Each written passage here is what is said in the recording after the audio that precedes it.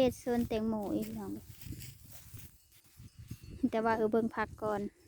บ่ทันได้โหดผักมันผักซ้ำนานอันนี้ผักหอมปลอมนะพี่น้องเด้อภาษาไทยก็เอิ้นว่าผักสีบ่บ้านเฮาเอิ้นหอมเนาะนี่กำลังพืชปลูกลายพดน้องกันจนคับนานเลยผักหอมกำลังงามพี่น้องเอ้ยอันนี้ก็มีผักโบแล้วก็ผักหอมปุ่นสักกันอันนี้แม่นหัวผักเทียมครับอัปเดตเบิ่งคุมแตงโมพี่น้องเลยค่ำๆตอนแดงๆมันจะแดดนิดนึงพามาเบิ่งแตงโมสิพามาเบิ่งตอนแตงโมพี่น้องนี่มันโป่งขึ้นมาประมาณเท่านี้ก็สิได้ตอนแล้วพี่น้องเลยนี่เคยจะสิเริ่มตอนตัวใดไปเอาคุมตัวนี้ไปก่อนบ่ตอนเลยค่ะไปหาตอนอีหาตอนก็ได้นี่พี่น้องเบิ้งนี่ประมาณเท่านี้แหละคือกันลามขึ้นจากคุมประมาณคืบหรือว่าบ่ฮอดคืบเนาะประมาณเท่านี้แหละเนาะเฮากระตอนเลยแม่นบ่อยเคยนี่ตอนแสดงว่าซองยอดนี่แบ่งออกมาในตอนเบิดทุกอันเลยเป็นต้นไผ่ต้นเหล่าเลยดินี่คนละต้นเลยพี่น้องเลยอันนี้ก็ต้นหนึ่งอันนี้ก็ต้นหนึ่งเลยคนละเขือไปเลยอันนี้ก็ตอนเลย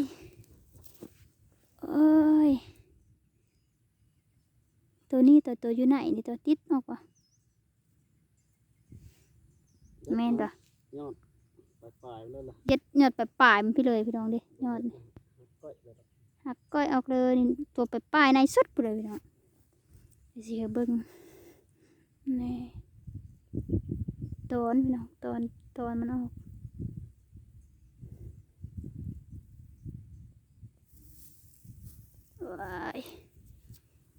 อ้าว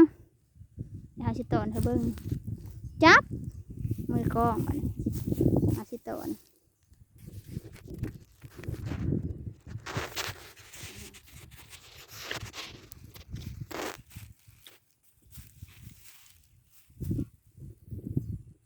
เด็ดออกเลยโบโพใหญ่นี่ตอนนั้นเราได้ปล่อยเรานี่ออกเลยวันหักปล่อยหักเยิ้มได้เลยได้แล้วนี่ตัวชุดๆมาเลยพี่น้องเลยตัวชุดๆโหนี่ออกมาตัวชุดๆเลยมันเยอะซะมีเลยตอนเอาหมดเลยพี่น้องเลย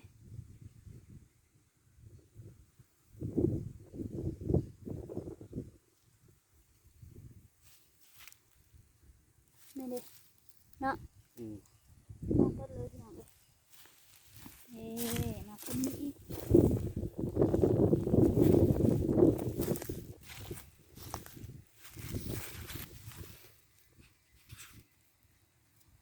เอาตอนนี้เพื่อที่ว่าทำมันแตกออกไปอีกบ่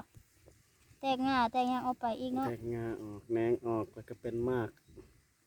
กันเฮาบ่ตอดแล้วมันสิบ่แตกออก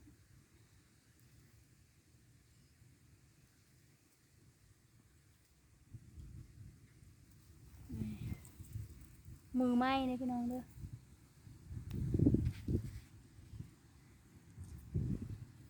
หากระได้ตอนมือไหม้เตรียมตอน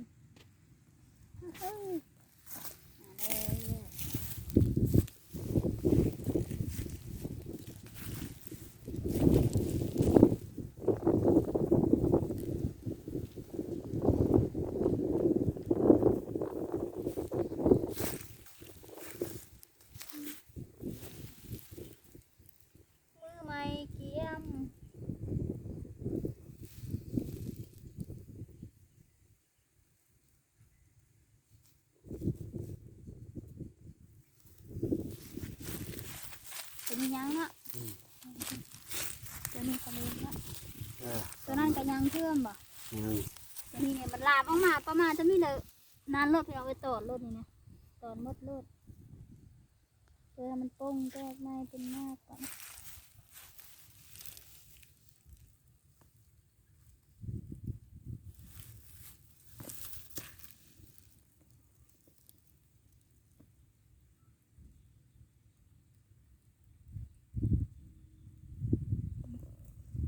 คือว่ามันออกง่ายเนาะ มันอ่อน ตัวนั้นยังบ่ได้แล้วนะ อืม ตัวนี้ได้แล้วนะ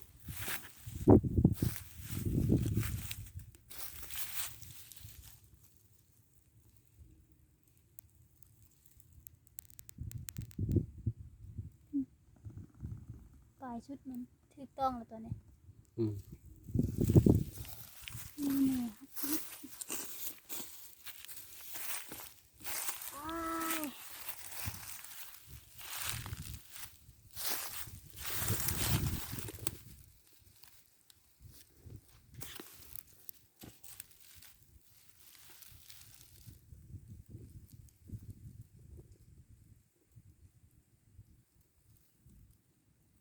นี่ถูกได้แล้วตัวนี้ หูแล้ว ฮะ บ่หูแล้ว อ้าว เฮ็ดหน่อยแท้ เอาออกอีกบ่ ๆสิได้หลายก็ได้เพื่อความมั่นใจเยี่ยมสำนั้นแหละ ก็นี่ก็ออกอีกอย่างออกมาแต่ว่าเป็น ได้แล้วเอายอดมันได้แล้ว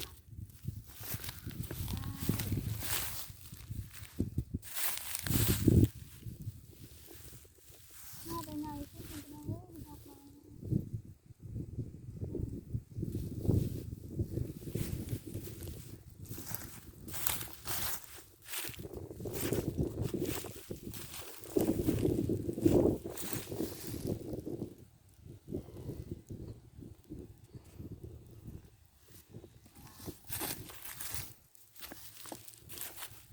ต้มอยู่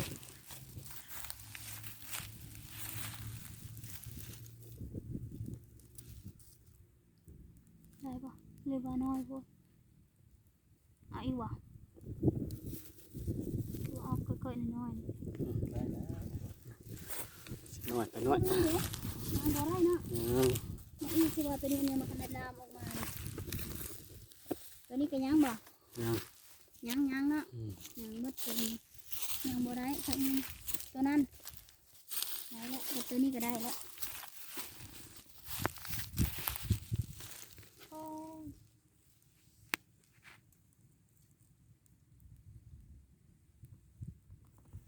ได้แล้ว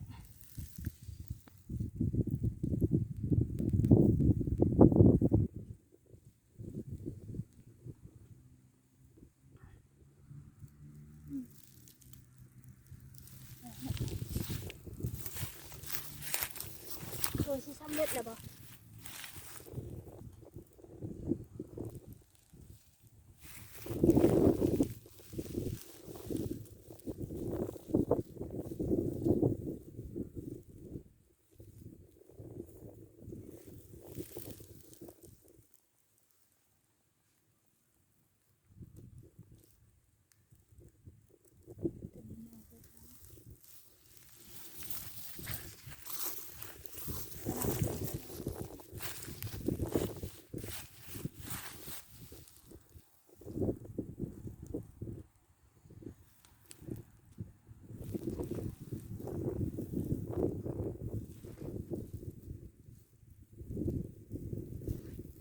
ตัวนี้ยังบ่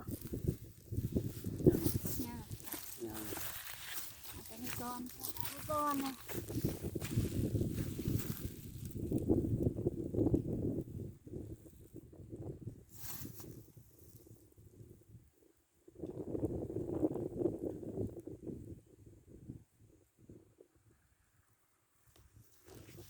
กระแทกเลยจะไม่ลืม ง่ายเลยไปเลยจะได้ ก็นี่คือ จะแทงมันไป พ เลย ยายาม ถ้าตัวได้ยังก็ มันเฮ็ดได้ละมั้ง เดี๋ยวจะบอก จังแล้วคือว่าแล้วล่ะเราจะ ลงแล้วพี่น้อยเฮ็ดบ่เป็นแถวไปตามนี้แล้วลงเลย ขวาคุณขวาพี่แล้ว ตอนแรกเนี่ยเอาไม้แล้ว อ่า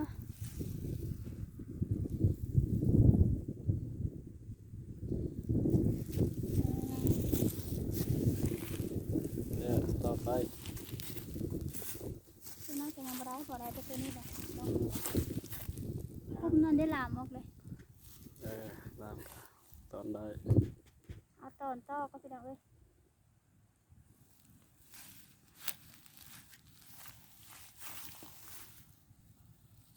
คือว่านั่น เลย ได้ปะ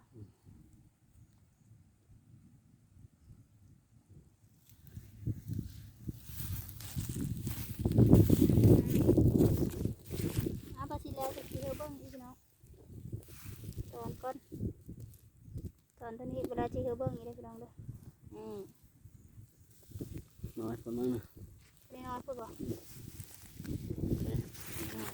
ยืดเด้อตัวนี้อีกตัวนี้ไม่เห็นเบิดเลยสาม ตัวนี้มันยาวเลยพี่น้องเลยต้องไปต่อเอาเบิดตัวนี้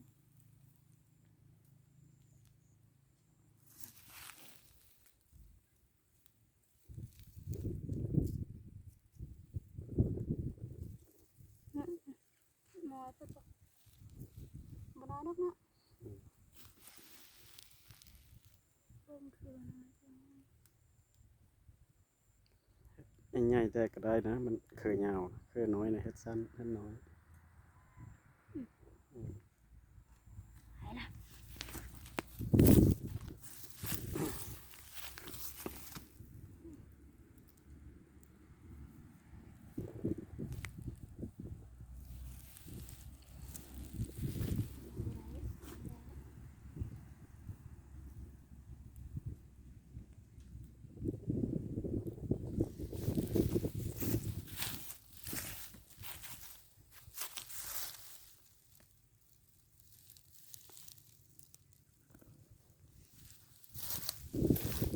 ตัวนี้ได้แต่เกินนี่แล้วเนาะมันคือยังไงอยู่เนี่ย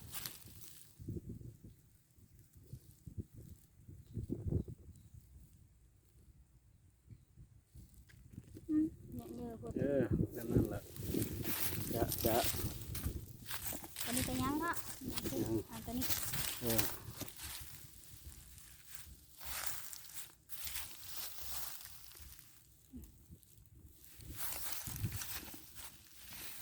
เป็นบดซองนี่บ่ตัวนี้ยางขึ้น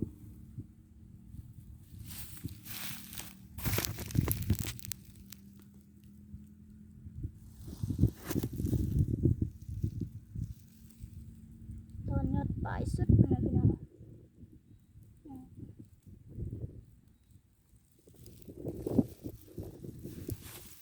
แถวหนึ่ง ตัวนี้เนี่ย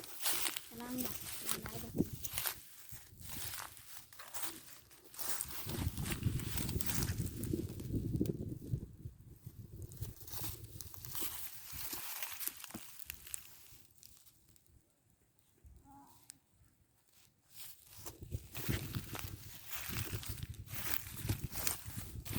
ตัวนี้ซองเกลือเลยมันบ่เลยเด้พี่น้องเลยเพราะว่าอย่าทายพี่น้องเบิ่งทายเดียวเลยบัวพันธุ์อะไรแดงแดงอันตรายที่สุดสำหรับมะม่วงศัตรูที่สุดนี่นะแมงแดงแดงบัวไรต้องกำจัดโลดนี่ ได้เลย อันตรายสุด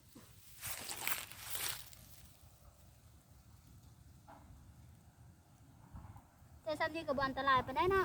มัน ตัวน้อยๆนั่นกำลังนะกำลังแตะมือเลยพี่น้อง ใหญ่วิทย์แล้วบ่ยาก อันตรายสุดแต่ซ้ำนี่มันก็ธรรมดาซ้ำนี่เลยนี่ได้บ่ดึงบ่ อีกนิดนึงก็ได้ละต้น สองอันได้เดิมแล้วน้องเลยเนี่ยไปตอนมดอันนี้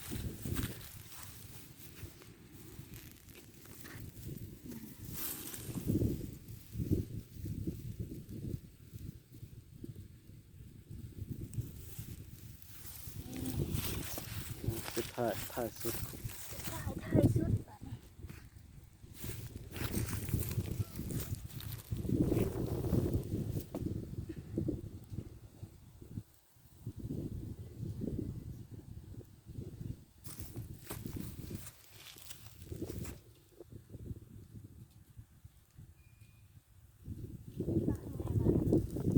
เอ๊ะเล่นนี่เขาก็ต่อเลยได้เนาะ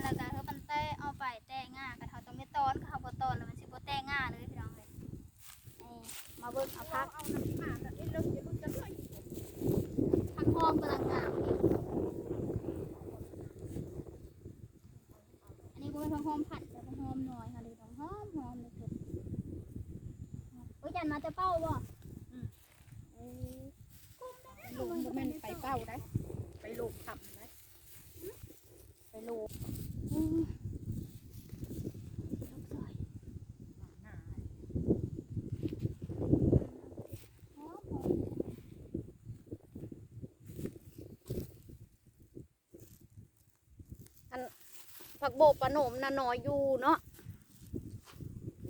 หน่อยอยู่หอมๆแต่เบอร์หลายโอ้ผักโบน้อยค่ะเบอร์หลายเบอร์มันซ้อนๆอยู่ หอมหน่อดูหอมผัดได้หอม อันนี้นะข้างห้องธรรมชาติ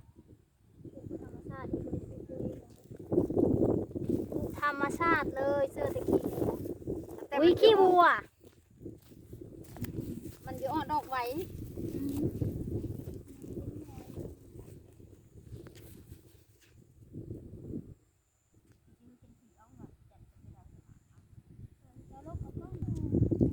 สำหรับคลิปนี้สาวผู้ไทยก็สิไปก่อนนะพี่น้องเด้อเบิ่งเพิ่นจะน้อยเพิ่นเอาแล้วสาวผู้ไทยก็สิฮดพักต่อนี่3 นานนะบ่ทันได้ฮดเพิ่นเอาพักแล้วก็จะสิฮดต่อคลิปนี้ก็ไปก่อนพี่น้องบ๊ายบาย